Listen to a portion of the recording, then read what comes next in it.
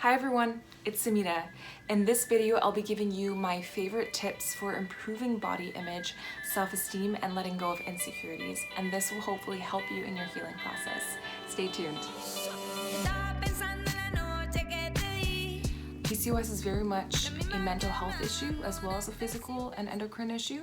I think especially because we have these hormonal imbalances, we have these so-called undesirable physical traits, which I really don't think they are. For example, perhaps you have hair loss like I do. I know a lot of you do, and you were expressing in the comment section that you were feeling depressed, that you don't feel like yourself again, and you really wish you had a nice head of hair. And I also really appreciate that some of you are supporting each other as well in the comments below, and that's great. I hope that you can continue with that and that this will be a positive, safe, and respectful space for everybody. So I want to share with you 5 tips that really helped me during my entire journey of improving my body image and self-esteem. The first thing is to remove any triggers that you find. So really evaluate what things are triggering you. For example, for me, I found that I had to unfollow anyone on Instagram that were triggering me in a negative way. So anyone with like 6-pack abs or who are constantly kind of like flaunting their figure in a way that made me feel worse about my own body, or people who had a message that was different from the one that I want to receive. Because these images can be tempting, especially when you're dealing with body image dysmorphia or eating disorder. These images are super tempting, and they definitely strengthen and stimulate your ego.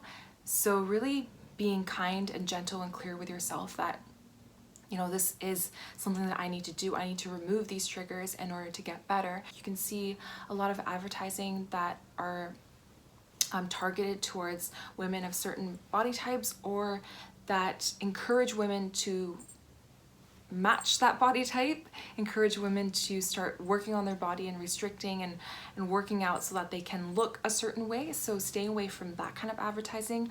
Obviously you can't stay away from all advertising, but just being aware that's trying to sell me something, portraying a completely unrealistic and unhealthy body ideal for me, for my own body. Just noting that, being aware of it, and that really helps as well. The next part may not be as easy, which is avoiding people that trigger you, because there could be a lot of people that trigger you for different reasons. Perhaps it's a friend that is constantly perhaps making comments about your body, or making comments about their own body, and you're projecting that onto yourself. And so if this is a person that you really do care about, then just having a conversation with them, or exposing them to more body image positive, body positive messages, and letting them know like, hey, when you talk in this manner, or you behave in this manner, or when you talk about my body in this manner, then I feel that makes me feel a certain way, and that triggers me in this certain way, and I don't appreciate it. So just being really honest and authentic with them. When I was moving from a very, very skinny, unhealthy body type to putting on some weight, I did find that I was getting a lot of comments. Like, I found that some people that haven't seen me in a while would say, wow, you've gained a lot of weight. Like, why did you decide to gain weight? And then some people would even flat out tell me like, I liked you better when you were skinnier. At the same time, because I was squatting, because I was lifting a lot heavier weights, my thighs were getting thicker because I was building these quads. They would look at me and they would stare at my thighs and be like, oh my gosh, your thighs are so masculine, and they're not, you're a woman, you're a girl, you shouldn't have these thighs at all. Just being honest with them, because they probably don't have any bad intentions towards you. If they do, then it's completely egoic. But if they are saying these things and they're just saying it because they're conditioned to think that way, or they're conditioned to say those things, then just sit them down and be like, you know what? Women can have thick thighs. I am happy with my body, and I would appreciate it if you don't judge my body, because it does trigger me in this way. So just being honest, authentic about it. If it's a stranger telling you these comments and you don't really care about your relationship with them, or if it's like someone that you see like once in a while, then you can call them out if you want to. You don't have to. They don't mean anything to you. Their relationship has no value to you at all. A lot of these people and the comments that they make might be because they're projecting their own insecurities towards you. They're operating out of an egoic mindset, and you're just gonna leave that alone. Or you can call them out on it, that's fine too. The second step is to then add in a bunch of people who do have positive, radiant energy frequencies. I do truly believe in the law of attraction, and I think that if you search for someone who has a higher frequency, then they will come to you. And if you already do have a high frequency, then you'll attract people with the same kinds of energies. I definitely feel that now I'm attracting more people who are at higher frequencies and who are elevating me, and me in turn also elevating them. If you enjoy using social media, now that you've unfollowed the people who are spreading and perpetuating negative body images or triggering you, then now you can add in a bunch of people who can help you elevate your body image. So a couple people that I really like are Chrissy King. She has her own website and she has like a newsletter that is so amazing, and it really makes you feel super badass when you're reading it. Steph Gaudreau from Harder to Kill, she has the website Harder to Kill and also a podcast, and she has these episodes every Friday called Fierce Love Fridays, and I just really enjoy them and they're super empowering. Nigar Fanuni, she's one of my favorite people ever because she's just so badass in the gym. In her career, she considers herself a witch, which I think is so cool, and she does like tarot card readings, and she just spreads a lot of love and a lot of empowerment for women. I also like the podcast Well-Fed Women, which is run by Stefani and Noelle. This one was actually very instrumental in my healing from my eating disorder and from negative body image. So they definitely talk a lot about body image and self-love, and they're just so good at making you feel better about yourself. Stefani, she actually runs Paleo for women, I believe that's her website, and she has a book called Sexy by Nature, and that was also really helpful for me to help to cultivate my self-esteem. My third tip, which I really wish I followed much earlier in my healing journey, is working with a practitioner. So that can be a therapist, a counselor, some kind of mental health clinician.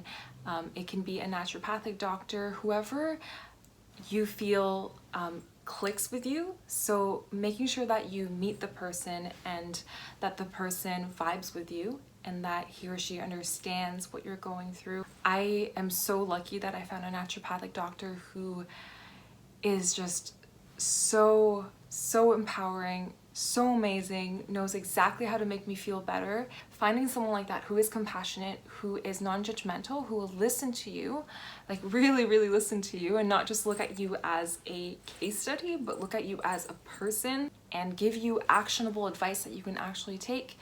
I prefer a more holistic route, so certainly different types of therapies like cognitive behavioral therapy, for example, different types of counseling. I also appreciate if a practitioner can give me nutritional advice and movement advice, stress management advice, and different lifestyle practices, because I do think that everything connects together. And certainly if I'm eating a better diet and I am moving properly and I'm resting properly and I'm sleeping properly, then that also very positively influences my mental health. The fourth tip that I have that really helps you accelerate my healing process is surrendering to the present moment. So when I find myself trailing off with conditioned mind patterns, or if I am starting to have negative self-talk in my brain, then I just tell myself, I'm like, Samita, hold on a second. You're identifying with the mind. So let's stop and let's focus on your breath. Let's focus on the air coming in and out of your body. Let's focus on how your body feels, how it feels to be in your skin.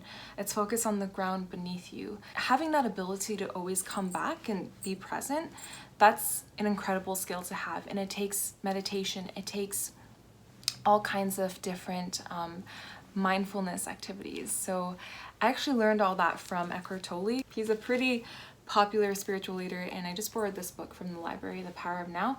It is one of my absolute favorite books of all time, and he talks a lot about surrender and how accessing the now can relieve you from suffering, because suffering is not caused by any condition in your life, but rather caused by your resistance to the present. Stop resisting. For that moment in time, stop resisting. Just say, you know what? I'm gonna be okay with this. I'm gonna accept this. It doesn't mean that you're not gonna do something about it. Practicing non-resistance doesn't mean that you are giving up. It doesn't mean that you're not gonna do something about it. So you can still accept every moment as it comes, but on the whole, you're still working your way towards healing. Anything that's happening to you physically cannot in any way detract from your being, your presence, your beauty, your soul, your love, your symptoms, your hormone imbalance, your hair loss. None of that can compete with the pure, radiant being inside you. And my fifth and final tip in this video is no matter where you are in your healing journey, remember to go from a place of love. If you are trying to heal from female pattern hair loss, don't say that you hate your hair. Don't say that, oh my gosh, I have so little hair. I hate this. I hate my body. I hate everything. Like, oh, now you're resisting that. Instead, just come from love. Say, you know what? I love the hair that I have. I love my body for everything that it's doing to me, for me. Think about what your body is doing for you every day, because it's amazing how we don't even think and we are able to, our heart is able to beat on its own and our lungs are able to exchange oxygen with our blood, and our muscles are able to contract, and like there's just so much going on in your body that is absolutely miraculous. We can start by giving thanks and practicing gratitude and love. So saying that I love you and I'm so thankful for something very simple. So for example, perhaps you know, you ate and you're not digesting the food. Well, thank you, body, for digesting the food. Being able to stand up and get on your two legs and walk around. Thank you, body, for letting me walk around. I am so grateful for being able to do that, for being able to be independent.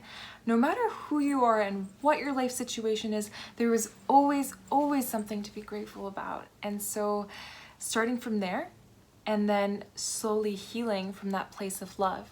I'm going to practice all kinds of self-love, and this is really, really important. Finding any time that you can, any way that you can, please practice self-love and self-care and teach your body that you love it and that it's safe, it's secure, and that you are not in a situation of stress, and that you are getting better, and that you are loved. You don't need to be lean. You don't have to have beautiful, luscious hair to be enough and to be deserving of love. You are deserving of love just the way you are. You are enough just the way you are. And there's nothing that you need to do except be yourself. And it's so easy to forget when you're caught up in this world where there are so many pressures to be or look a certain way. And if you don't believe it right now, fake it until you make it. Look in the mirror and wink at yourself, or like blow yourself kisses or something. But tell yourself that you're enough and you are loved and you do love yourself. And that really does make a difference. And eventually, as you continue to maybe pretend at first, you will start to realize that you actually do love yourself, because that is innately what you're supposed to do and what you are programmed to do, to love yourself. Unconditionally, to love yourself unconditionally, no matter what the hell is going on. So that's it for today's video. I'm so happy that you watched. If you do like it, if you found it helpful, leave me a thumbs up, and please do subscribe so that you get notified of my future videos. And also leave a comment below to let me know what your body image and healing story is all about, and if you have any tips for my viewers and me on how to heal your body image and self-esteem. I'll see you in the next video. Bye!